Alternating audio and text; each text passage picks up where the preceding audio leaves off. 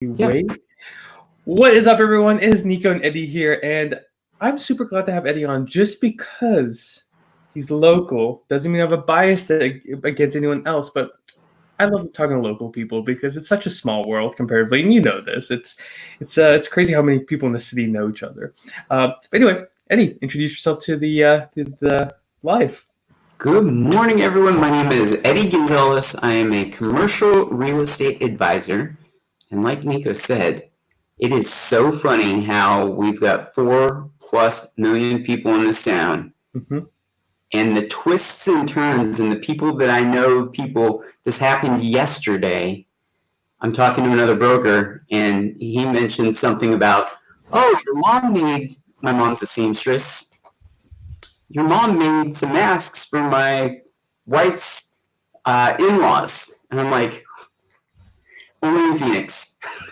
Well, and the nice thing is, as I've gotten more invested into the LinkedIn world, it's not just the Phoenix thing. It's the amount of people that you know that are second or third degree connections that is remarkable. I mean, we can talk about that all day.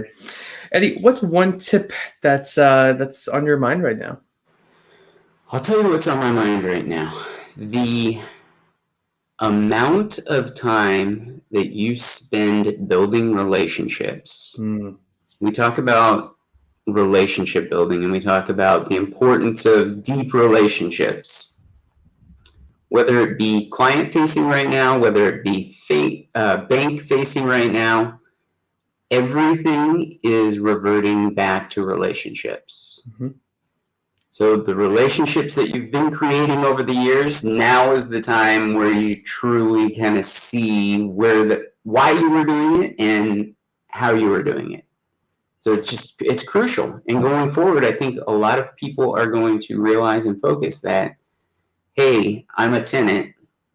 My relationship with my landlord was this, it should have been that. Or, hey, I own a building.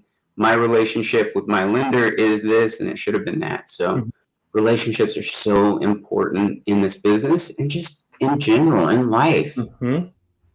I mean, like what's funny to me is we want to overcomplicate so much, but it really just boils down to the people you know, right? And yes, you have to do good work, but the people you know factors into so much of everyone's success, right? You can't build the pyramids without people, right? So it takes effort. So before I jumped on, you told me an interesting story, and as the marketer, I always love hearing conference stories and other people getting mistaken for marketers because I wrote the book We're All Marketers. So you fell perfectly into what I believe. So tell us about that story. Yeah, so it was brought to my attention after a conference that I didn't attend that I was heavily known in my community, which is awesome, right? It's one of those things we all want to be known. That's why all the old real estate guys were on the bus benches. Now we're on LinkedIn. The confusing part to the message that was delivered to this person was that they didn't know exactly if I was a commercial real estate advisor or if I was part of the marketing team, which I think is awesome because I am marketing Eddie Gonzalez. Where I might have slipped up just a little bit is not pushing enough content about exactly what I did. Once I did attempt to push that type of content, it flopped. I know, and what I've experienced is people want to do business with people that they like. Mm-hmm. And if I'm trying to go salesy on a marketing type platform, it doesn't work. Mm-hmm. But I want your take on it, how we could have twisted it, or could we twist it?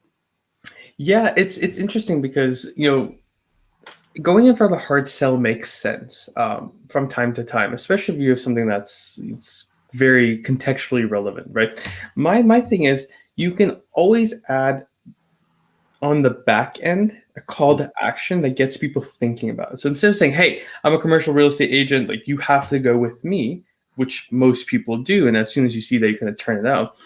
I always say lead with example. Like bring in your favorite, client that you ever had, right? Walk us through that experience. Like what went well, what didn't, what did you learn from it? Educate us, right? Because then, without you saying it, you're saying it, right? Mm, So that's my strategy: is always lead with example. There's reasons case studies work for some people. Like when I'm buying anything at a certain caliber, I need case studies. I need to know people like me have trusted you and you've delivered on it. So my quickest example for that is, why not talk about the experiences you have, which inadvertently leads to the sale?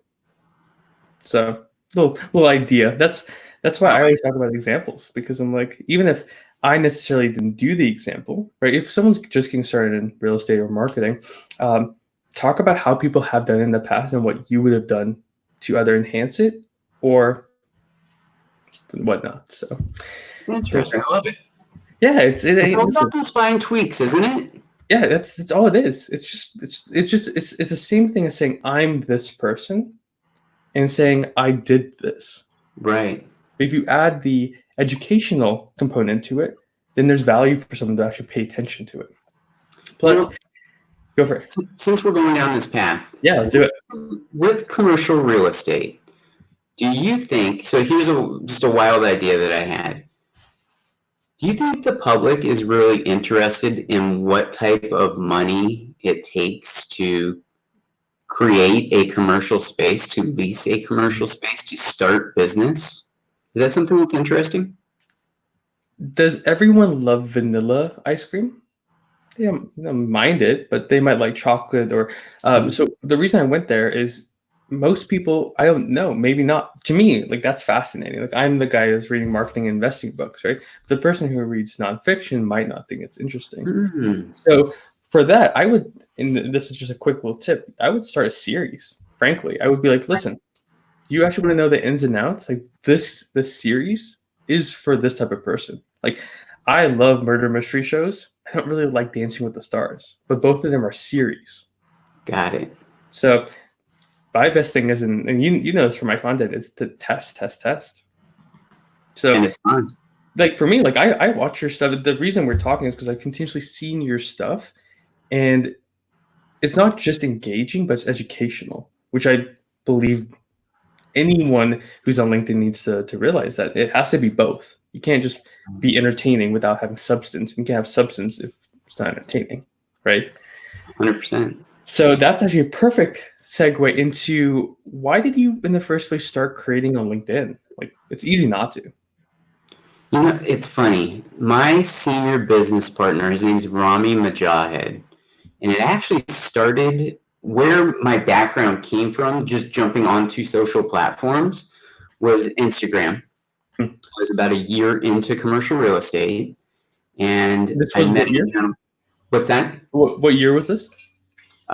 This was 3 years ago. Okay, perfect. I went into his office and I said, you know, I met this guy named Bucky Beeman, and he's using Instagram to push commercial real estate content. Hmm. And he looked at me and he just kind of smiled and he said, you know, another commercial agent in Phoenix, her name is Adrienne Bryant. I love her to death.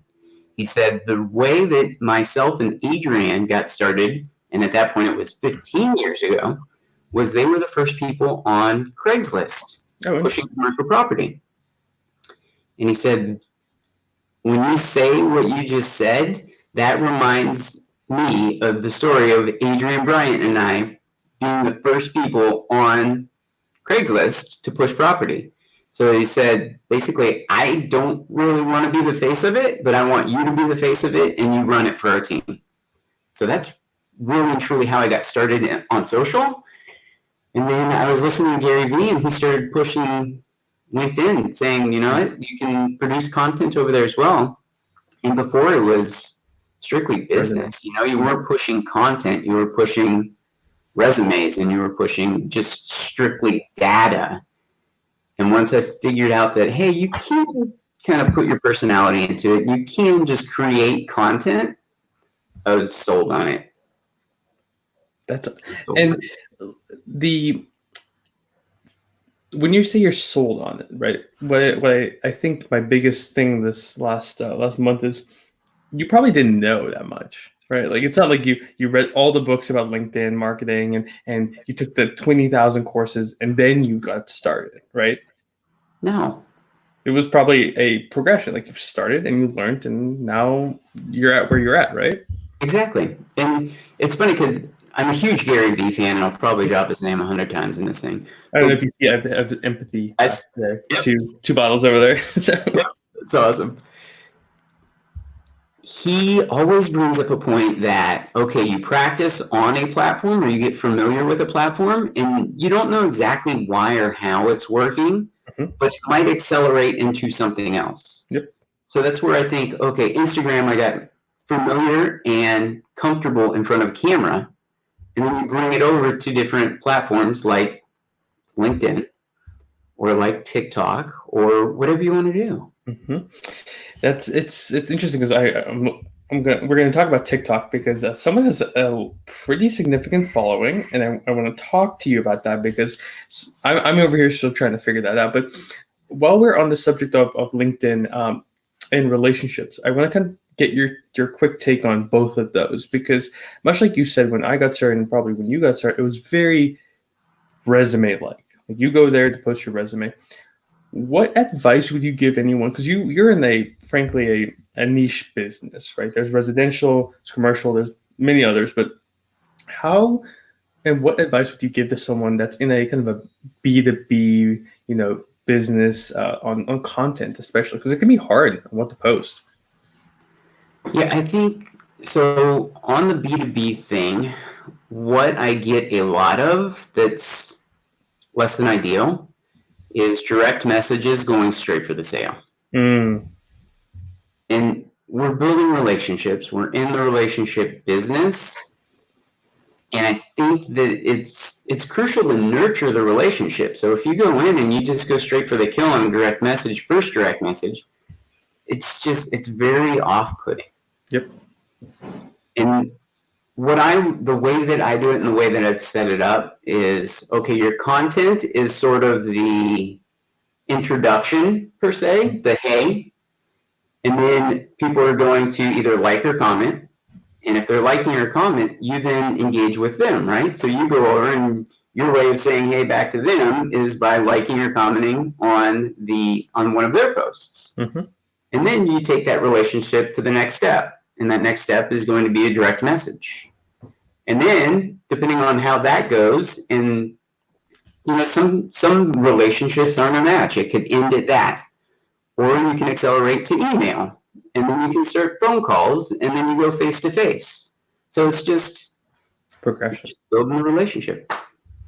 Yeah, I think that's what most people need to understand is, and it's not just, I hate to pull a millennial card, but it's not just a millennial thing. It's everything. Like everyone struggles with the fact of like, is this what I'm putting my energy into going to pay off?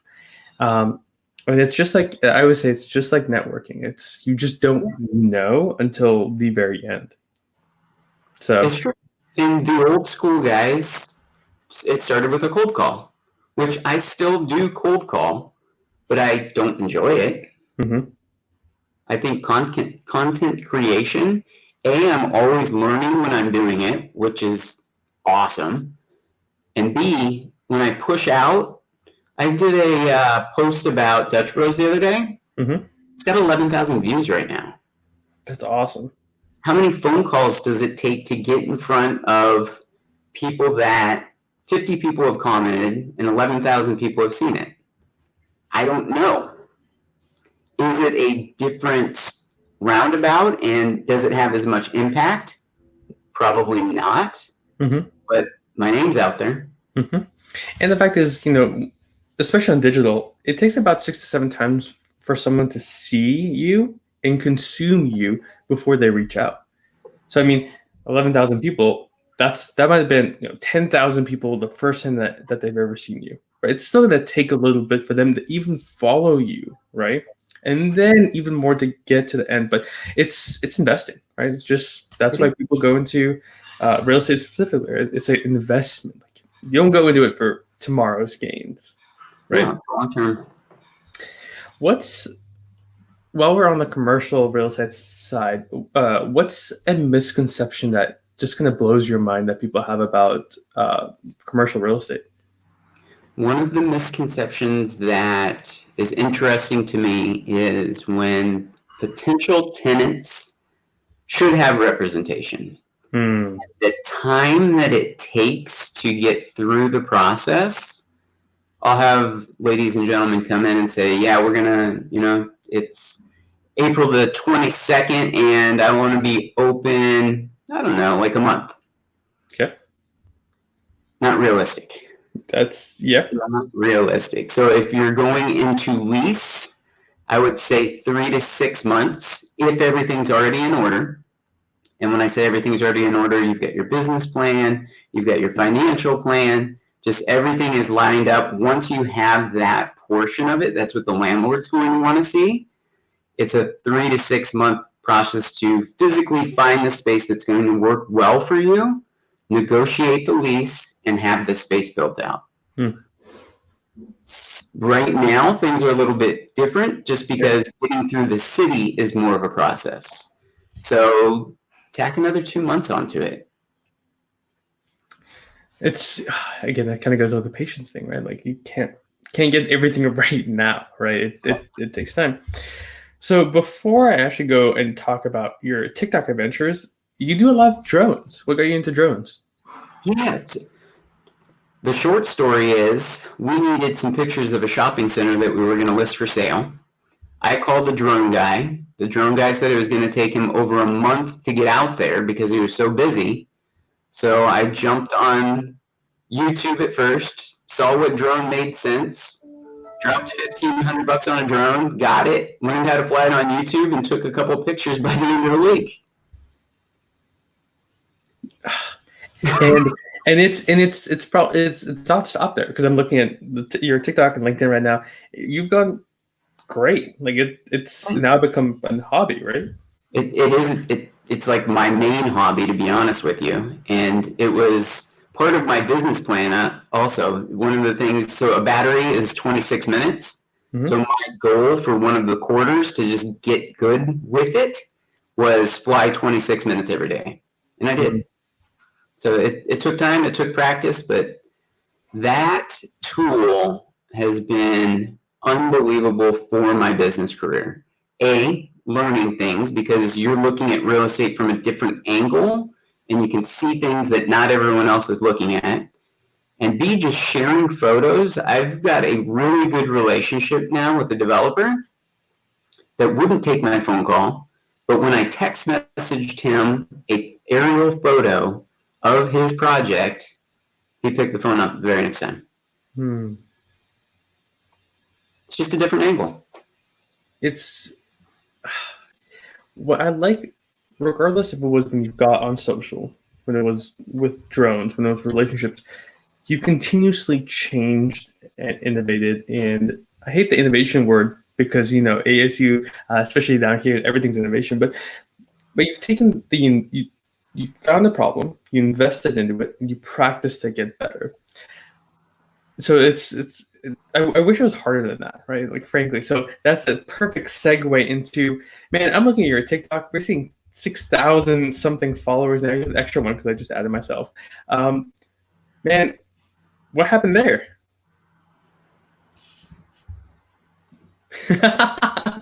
Oh, I'm not gonna let you just answer that question. So honestly, TikTok is one of those things where I feel like I can truly be myself on TikTok. I feel like I can say silly things and I can do silly things, and there's very little judgment over there.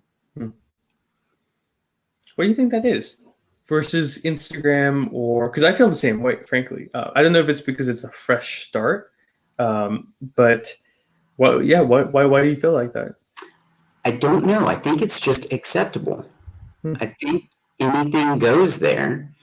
I love the fact that you can access practically any song and utilize it, which is amazing. I like that you can be silly. I don't know, I just feel like on Instagram and on LinkedIn, you definitely have to put a filter on some of the stuff you do.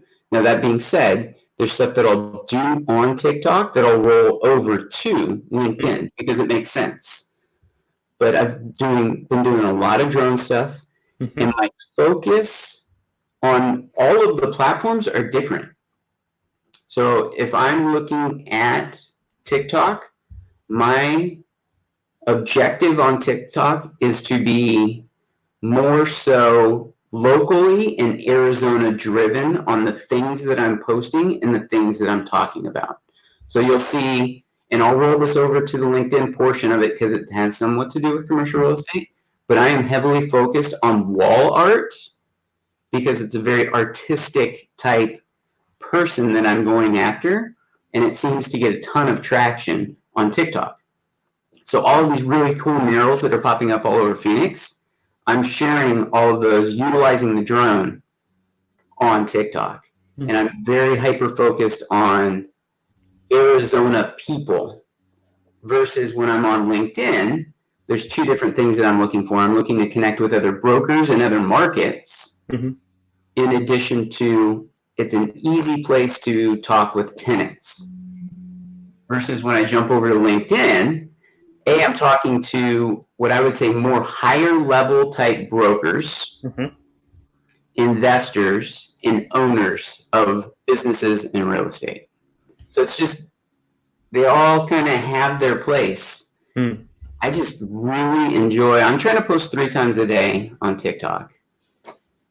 And it's fun. Like I can take pretty much anything I'm doing. Yesterday, we couldn't get the keys to a space.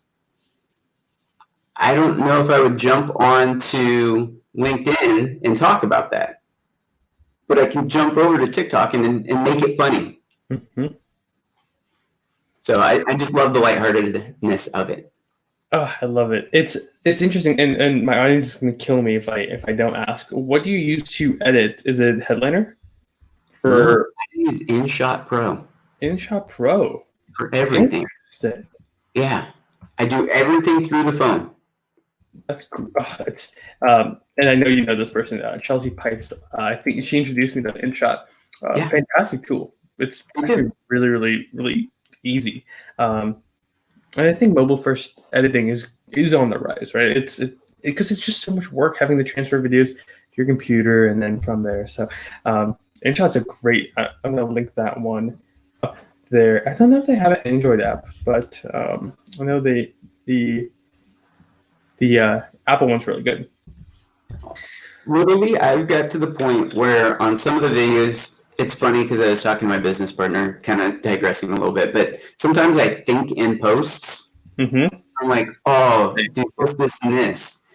And literally, I can sit down on InShot Pro and create a video in less than a minute. You just look at it and you're like, okay, I'm going to open with this. I'm going to add this transition. I'm going to do this, this, and this. And it's easy. I think it's easy because you've experienced. So you do. And I can tell you do these two things. You're watching what people are caring about, and then you're adding your own twist to it. So it's both you have the context and the experience. It's context is like, what do people really want, and the experience is like, okay, I know I can add this transition and make it look good. So it takes time. That's what I'm trying to get people to do is like, you're not going to get the 6,000. How long did it take you to get the 6,000 followers? I'm gonna hate when you say it a couple weeks, but it was in a couple weeks. It hit pretty quick, pretty fast, just because the content I think was pretty cool. I don't know how long I've been on TikTok, to be honest with you. It's definitely less than a year, maybe 8 months. Okay, that's good. Yeah, maybe 8 months, and literally the growth on that has all been organic. I used a marketing team to help me with Instagram, and I'm heavily regretting that because the algorithms are now kicking my butt the way that the balance is.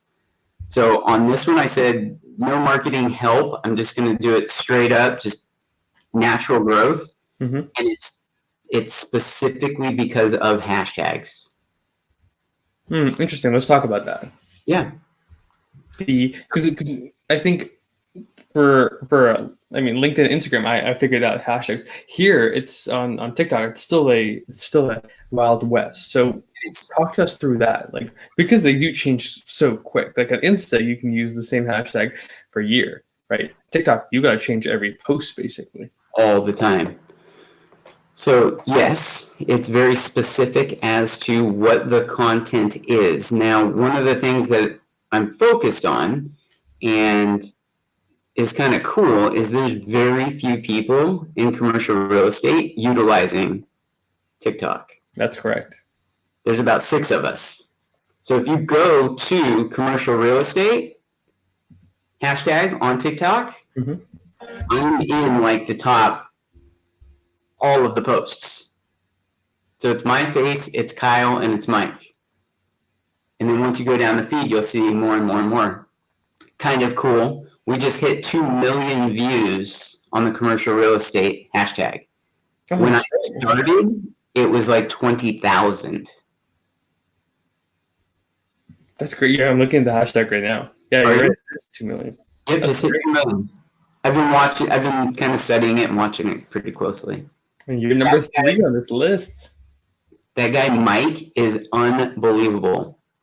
I want to do what he is doing. And what he's doing is going throughout New York, and he calls out different buildings, different boroughs, different neighborhoods, and just does some real quick touch points. And I actually reached out to him not too long ago, direct message on TikTok, and said, hey, do you mind if I utilize the stuff that you're doing in New York, in Phoenix? And he's like, run with it.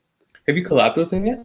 I have not collabed with him, but Kyle and I collab. That's awesome. Yeah, I'm pushing collabs like very heavily because especially with people who are micro influencers, like both of you are on these. Because you want to be a micro influencer to the world, but a macro influencer in a niche, right? Exactly. So it makes sense if that's someone who's there, and I'm trying to do the same thing with marketers. So I'm with you on that. So last question. This is I can't wait for Corona to be over because I think we need to get together. I don't even think we need to get together. Yeah. What's one last thing that you have for everyone, whether it's TikTok, LinkedIn, real estate, whatever? What's one last tip that you have for people? Post on social media. Everybody, analysis paralysis, right? Mm-hmm. I talk to some friends. I don't know what to post. I don't know to do this. I don't know that. When I don't know, all right, I'll give you my little secret. When I don't know what to post on social, especially LinkedIn, I go after quotes. Everyone loves quotes. I love quotes. And they get a ton of traction. So you're trying to get your name out there, right? You're trying to show your personality. And if you're sitting back and you're just watching, it's not working. You gotta be in the game. It's just like investment, right? You can judge if the stock market goes up or down, but if you're not invested into it and you don't put money into it, it doesn't matter. If it goes down and you're like, I knew it, but then it goes right back up. So, my friend, it's been such a great conversation. I've plugged you on the comments. TikTok, gotta go follow him there. LinkedIn, if you don't follow him, go follow him on Instagram.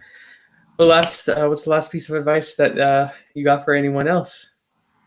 My last piece of advice is if you have any questions about anything, you can call me on my cell phone, 602-510-2204.